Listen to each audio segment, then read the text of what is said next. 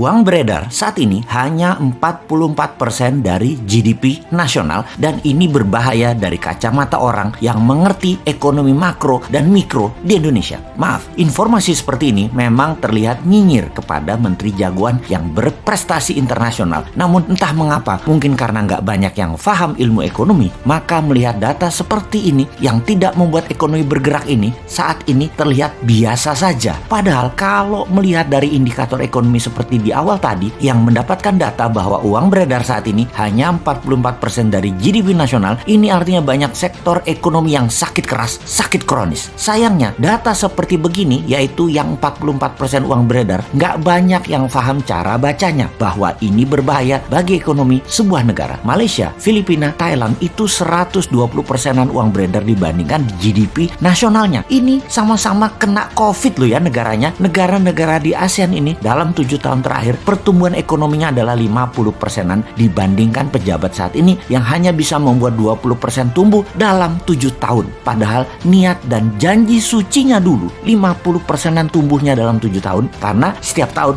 katanya ekonomi harus tumbuh 7%. Dan kalau semua itu tercapai tumbuhnya 50%-an. Ini harusnya ya 50%-an dalam 7 tahun. Ternyata tidak tercapai, hanya 20%. Dan untuk menutupi kegagalan tersebut, maka strategi yang dilakukan oleh yang katanya jago ekonomi dan keuangan negara tersebut yaitu menggunakan FDI, Foreign Direct Investment. Oke, bolehlah strateginya. Sekedar mengingatkan di mana nanti para new mind kalau berkuasa beda strateginya. Pakai DDI, Domestic Direct Investment. Pakai kekuatan kita sendiri dalam negeri, anak bangsa. Saat ini oleh old mind, anak bangsa kekuatan sendiri tidak dipercaya. Bahkan 4L sering mengatakan Indonesia belum mampu, jadi perlu orang Tiongkok. Heran ya, kok anak bangsa diejek tapi oleh fansnya nggak ada yang mencela atau yang kecewa. Oh lupa, punya pasukan buzzer yang selalu meluruskan hal yang bengkok dengan narasi. Bener deh, sangat jelas kalau strategi sekarang adalah cinta asing. Karena itu dipilih investasi FDI. Sekali lagi, namanya juga keputusan orang populer. Semua dilakukan terlihat benar lah. Sampai suatu hari piring kalian kosong, nggak ada lauk yang bisa dimakan. Baru Anda akan percaya ada masalah bernegara ekonominya. Tapi kita ini warga negara yang baik. Kita oke, setuju FDI. Coba sekarang kita kalkulasi strategi FDI itu. Setelah kita hitung FDI dana masuk dibagi jumlah penduduk Indonesia, ternyata di Indonesia hanya dapat $100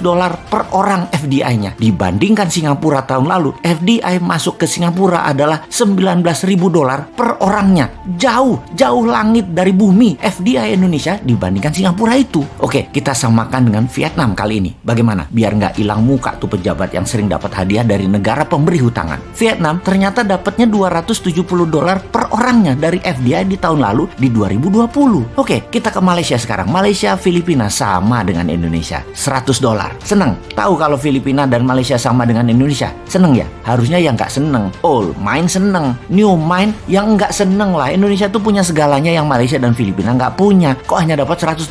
Lalu apa strateginya? Ya kembali ke klasik. Karena old mind bisanya cuma satu, yaitu hutang lagi. Oke, mau lihat dari kacamata mana indikator ekonominya sekarang? Bagaimana kalau kita lihat dari pertumbuhan kredit? Tiap tahun harusnya kredit disalurkan itu tumbuhnya 15% dibanding tahun sebelumnya. Di mana 15% itu pasti akan menumbuhkan 7%-an ekonomi. Namun, beberapa tahun belakangan ini, kredit hanya 2-3% pertumbuhannya. Ya bagaimana ekonomi mau tumbuh 7%?